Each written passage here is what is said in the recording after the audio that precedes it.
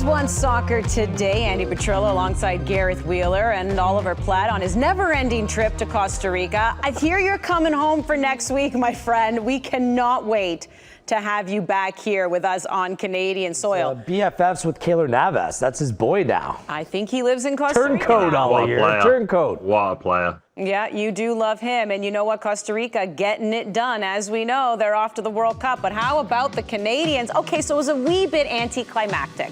They end their campaign with a 1-0 loss to Panama. But because Mexico couldn't score enough goals in their final game, the Canadians do, in fact, finish top of the table. That was one of the goals for John HERDMAN and his team. So what an impressive run for them. That was what was on the line. We know that, Gareth, right? They wanted to play for top of the table. And then, of course, the other storyline was we wanted them to get as many points as possible because now we start looking at pots. Pot 4, pot 3, something to play for, whatever. Now we know they are going to, in fact, be in pot 4, not pot 3. Did it ever really matter to you? Not for me. First off, congratulations to Canada. You saw them celebrating on the field. Costa Rica, by the way, not there yet. They have to go through an interconfederation playoff where they're going to be up against New Zealand, and I actually think the All Whites are the favorite in that game. Really? I do. But look, Canada finished atop the table, above the United States, above Mexico, most goals scored, fewest against. Mexico had no chance, no matter what happened, to go on and leapfrog over Canada. Look, you might talk about the Nations League. You might want to talk about the Gold Cup. Finishing atop the World Cup qualifying group and qualifying for Qatar matters more than both of those combined. Because now they're in the consciousness of the country. The country's familiar. Like, en masse, not everyone's on board with Nations League or the Gold Cup. Everyone's jumped on the World Cup bandwagon. So it's just an incredible accomplishment. Look, for the most hardcore fans, pot 3, pot 4, you get into the weeds, it might mean something more. Let's just see how the draw plays out. Like, there's good teams in pot 4. Yeah, there are. Ghana, a perennial top team in Africa. Same thing with Cameroon.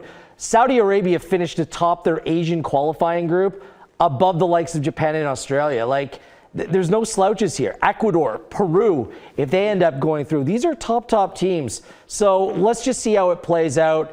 I don't think it's a huge deal either way, pot 3, pot 4. The whole point is they're there. Their name is going to be drawn among the 32 teams, and we'll see what happens. Just because you're in pot 1 doesn't mean that you're going to get necessarily a beneficial draw as well. So let's see how it all shakes out. We'll take a look at the pots. And you're right, Costa Rica now, because of that 4th place finish for them, do get to play in a playoff. Wales too. Mighty Wales in pot 4, Andy. Here we go. That's Avoid them at all costs. That's why you still see some of the playoffs there yet to be fulfilled in pot 4. But now we know that, you know, the one phrase, the one question, you know, that we like to ask, it's a phrase that we use, is the group of death. So when you look at this, Ollie, what would be your group of death? But for Canada, what would be your ideal group of life if we go the opposite way?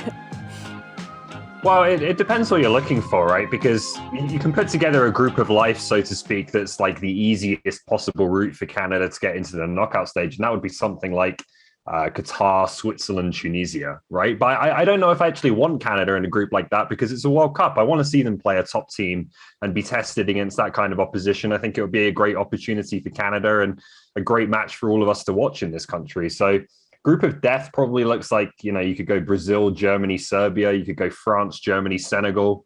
You know, both of those two would be almost impossible to get out of. So maybe you don't want to go quite that far down the line. But I don't know, as much as drawing Qatar out of pot 1 would obviously be Canada's best chance of making the knockout stage, I think you also want to enjoy this experience, right? You want to play against the best players, the best teams in the world. I know Davies is desperate to play against Germany and some of his Bayern teammates. So I don't necessarily look at it entirely in terms of I just want to draw the absolute weakest teams. I'd love a pathway through, but I'd love to play a top team as well. But unless you draw Qatar, you're going to get one of the big dogs. Like you are. You're going to get Cristiano Ronaldo in Portugal. You're going to get a Lionel Messi in Argentina, Brazil, Belgium. You're going to get a top team. So that's just about whether you draw Qatar or not. In that second group, I mean, Germany's the big one there. You know, you're not going to draw Mexico or the United States. Could be Croatia. I'd like to see Canada play Croatia because I think they can give them a game. It's a team that's a little bit older now. I'm not sure about their legs. They're World Cup finalists, in recent vintage, but I mean that means nothing heading into this tournament. So I think that would be beneficial. Uruguay, same thing goes. I think that's a team that Canada can compete with if they end up getting them from pot 2. So, and in pot 3, for me, there's just one team that you want to avoid, and Ollie said it, that's Serbia. Serbia is the best, most dangerous team in that group. I think that they can do some damage in this tournament. I think you're a team in pot 1 or pot 2. Serbia is the team that you want to avoid. Other than that, I look like, it's just all matchup style based, and it just depends. I'm with Ollie. I think the group of death would be Brazil, Germany, and Serbia. Speaking of doing damage, I'm pretty sure there's a squirrel running around here. Do you not hear those noises in the wind outside? Is that what that Winds is? of change in Canadian soccer. I feel like a blowing squirrel. through the OneSoccer studio. All right, well, we know the World Cup draw happens April 1st. That's tomorrow. Be sure to join us live on our YouTube channel, youtube.com/OneSoccer. We'll go up at 1 p.m. ET. The draw happens earlier than that. And then we will finally know who Canada will be up against. There will be no speculating, and we can break it all down. And how exciting is this? I mean, we were all little wee ones. Ollie, I don't even know if you were born yet in 1986 when Canada was at the World Cup. Definitely was not. This is our first chance to have these types of conversations, and clearly what a run it has been. It all started last year, and here we are. The ending, and I said this at the end of the show, it was an ending we all dreamt of, but it was not an ending that we ever really expected. But now this team is World Cup bound. So let's look back on the year that was, Ollie, and let's hand out some OneSoccer awards, shall we? Let's begin with you. It's called the Andes. It's the Andes, the Andy Candies. What's or who I should say, is your MVP? It's better than the wheels uppers or whatever we were calling them last time, where they sounded like a narcotic. And 1992, by the way.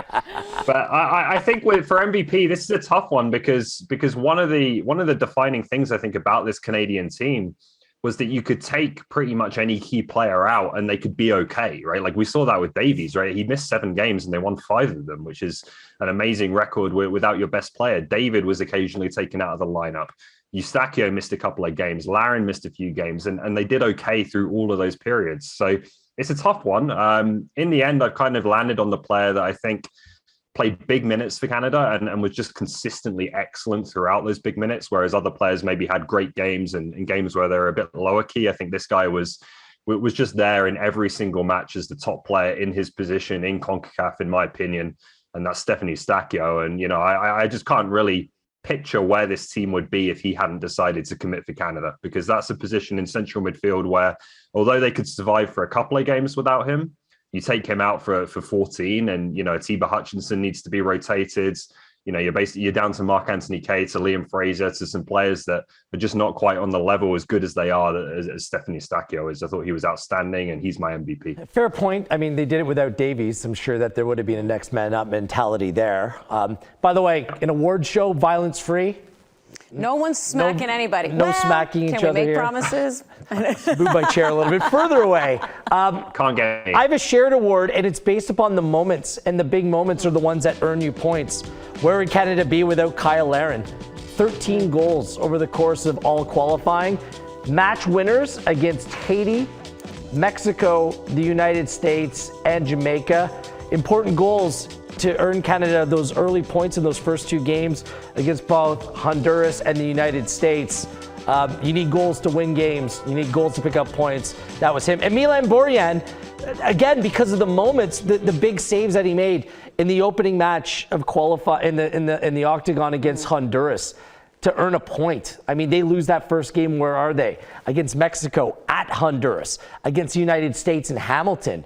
Big stops and big moments. It's the difference between a point and no points and 3-1. And that's what put Canada in a position to go on and move on. So Larin and Borjan you just can pick save one? it. I did. I picked 2. He picked moments. And for actual reasons other than whatever you said. No violence, buddy. Peace. Come on. Yeah. Mm-hmm. Well, here's the thing. There's a line, right? We always say that offense gets the glory, defense wins the game. Milan Borjan, you pointed out, was spectacular in a lot of those games. But let's show the defenders some love as well. So if we hand out best defender, who would that be, Wheels? Sam Adekubi for me. It was a player that's never played and started back-to-back games for Canada, like ever. And then over the final 7 games, he played. He was suspended for 1. Yeah. He played 90 minutes in each and every one of them. He was good going forward in attack. He was reliable from a defensive perspective. And now he solves that Alphonso Davies question. Spin it back to a year ago.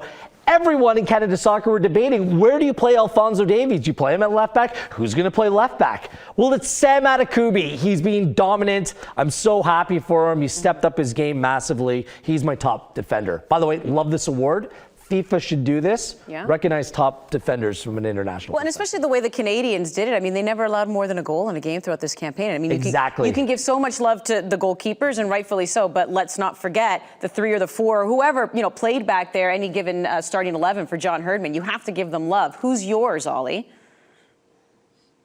Yeah, you can make a case for just about any one of them. I thought about going, for the most impressive for me defensive defender, which was Alistair Johnston, in my opinion. But I've gone with Richie Laryea, just because I think he embodies so much of what this team is about, both defensively with the grit he has as a player, the aggression he plays with, but also going forwards as well. Like I was looking at some stats from the Octagon this morning, and Canada has 4 of the top 8 dribblers for successful dribbles during the octagonal. It's Davies, Buchanan, and this man, Richie Laryea. And I just think the way he, was able to drive the team forwards in some of the most difficult moments, particularly from their own defensive third, getting out of trouble, pushing the team up the pitch, always being direct, always going for the opposition goal, always playing with no fear, no matter who was opposite him.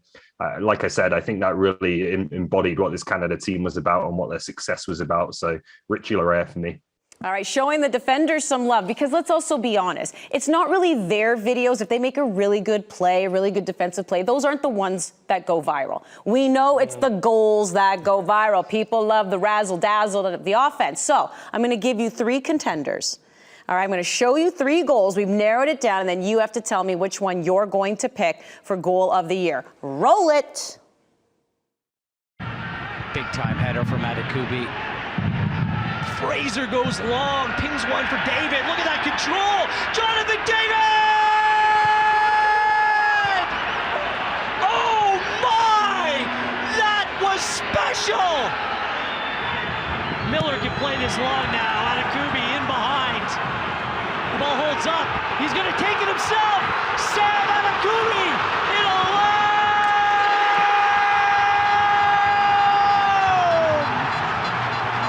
down the line. Look how that ball staying in, and Davies is on it. Davies takes it away. 2v1. Davies has Buchanan. Alphonso Davies keeps it himself. Goal! Alphonso Davies. Are you kidding me? I love the separate pockets of hugging groups that happen after a really big goal. That's highly amusing. Which one are you choosing? I could watch that all day. I love all 3 of those goals. There's a part of me that wanted to give it to Jonathan David, but it has to be the Alphonso Davies goal. I mean, it's iconic for so many different reasons. The pace, the sprint, keeping in play, it has all the ingredients. What was on the line against Panama in that game? Oh, massive. Yeah. That Alphonso Davies is one that will live forever. So the Davies goal against Panama. All right, Ollie?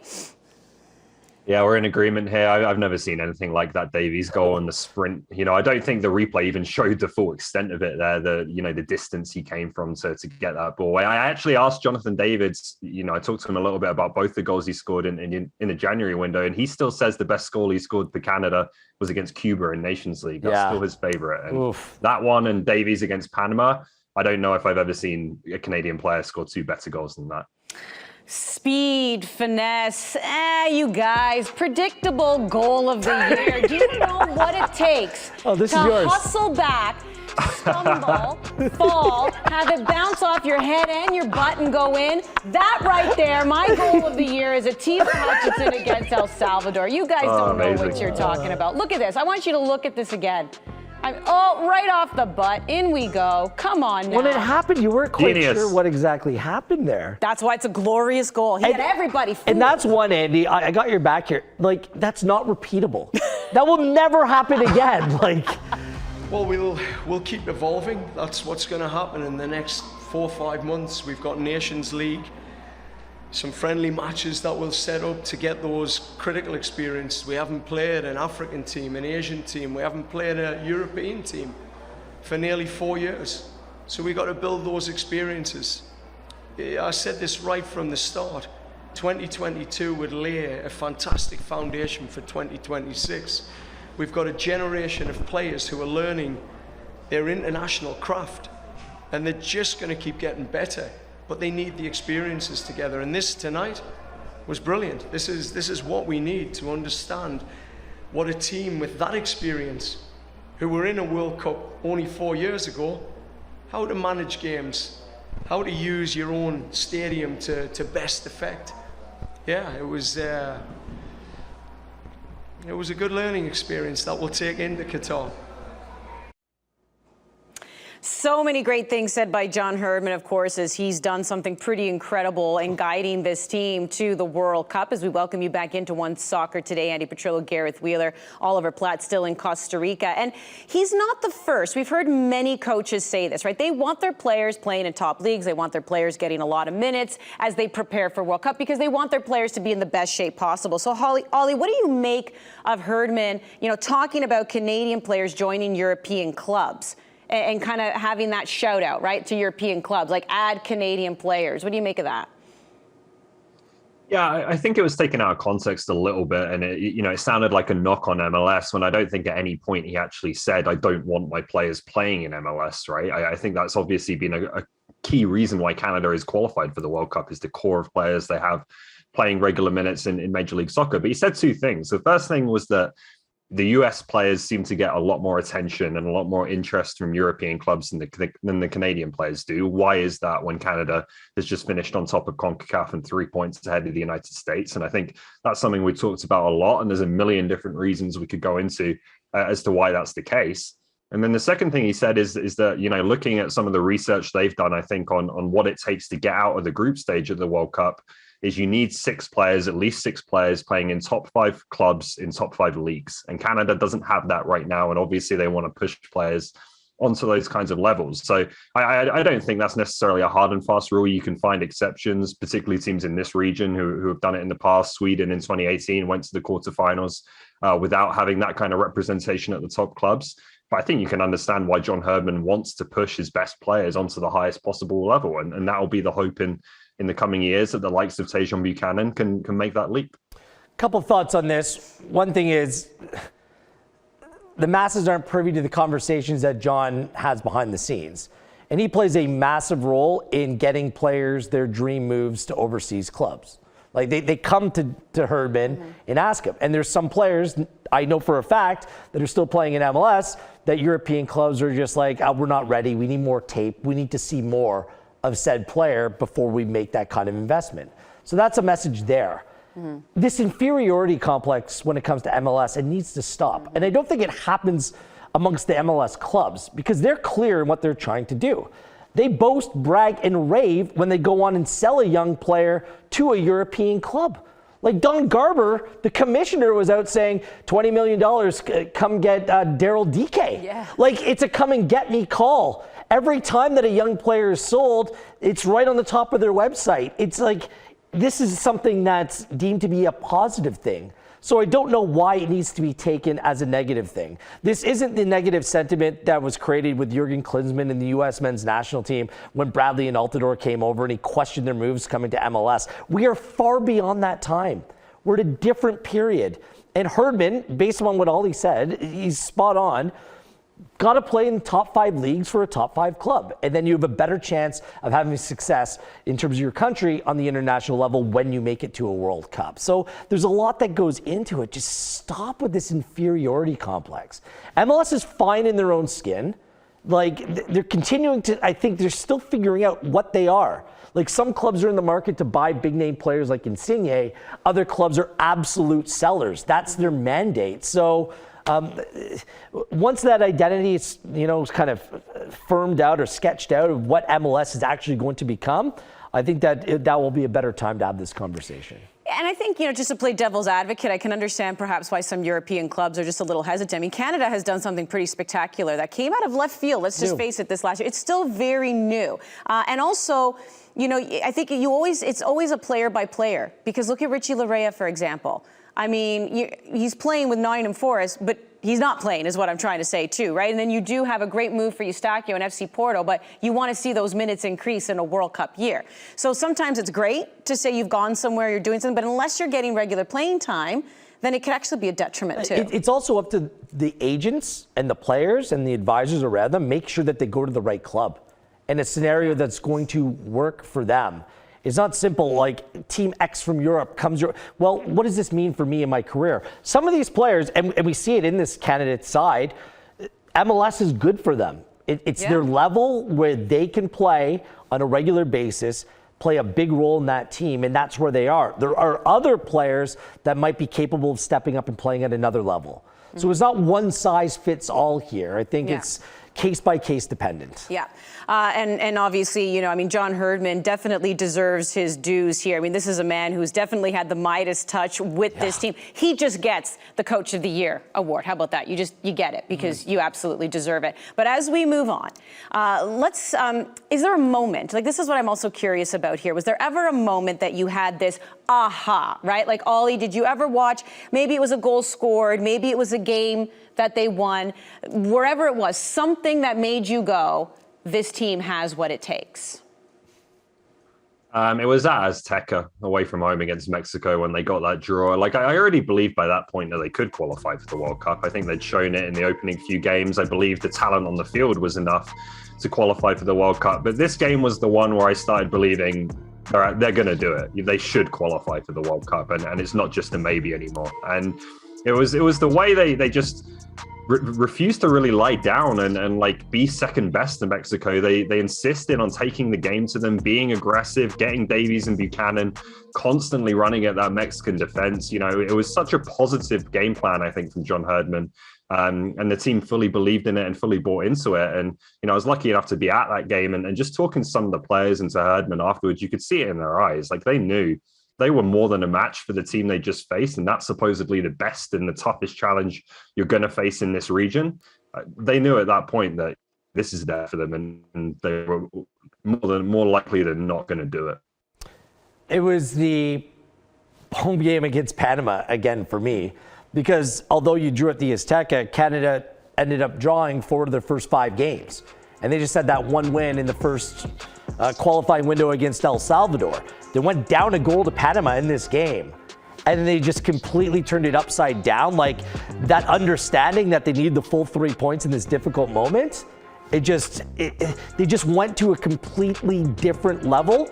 Undefeated through 6 games. I was convinced at that point that they were going to qualify. Yeah, it's crazy. I think the belief was always there, and then it was building, and then they beat Mexico in Edmonton. Edmonton for you. Everything just went right, from beating the giant of CONCACAF to doing it in front of close to 50,000 fans to just seeing everyone get on board. I was booking my ticket then, Gareth. I was doing the ticket booked. The wheels up first class ticket. I said it. I said I was booking it. It's still not booked. It's still not booked. Need to get that fixed. I told you, you're on the wing. All right, so we've already looked at our top 3. We've already looked at our top 3 goal candidates, and it was unanimous. You chose the Alphonso Davies goal, you and Ollie, against Panama. Milan Borjan, we already showed a little bit throughout this show, has been spectacular throughout this campaign. He's had to come up with some huge saves, timely saves, I should say, as well. Here are the 3 finalists.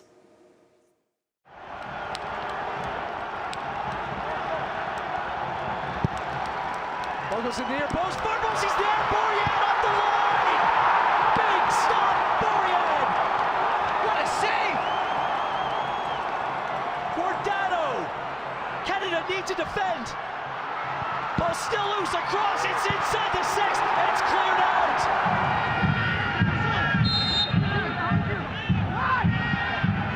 Rodriguez floats it up. Knocked on. Borjan. Big stop.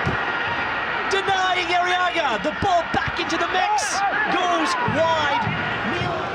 Pulisic to take in swinging corner kick. Goes near post. Knocked on. Borjan with a big touch.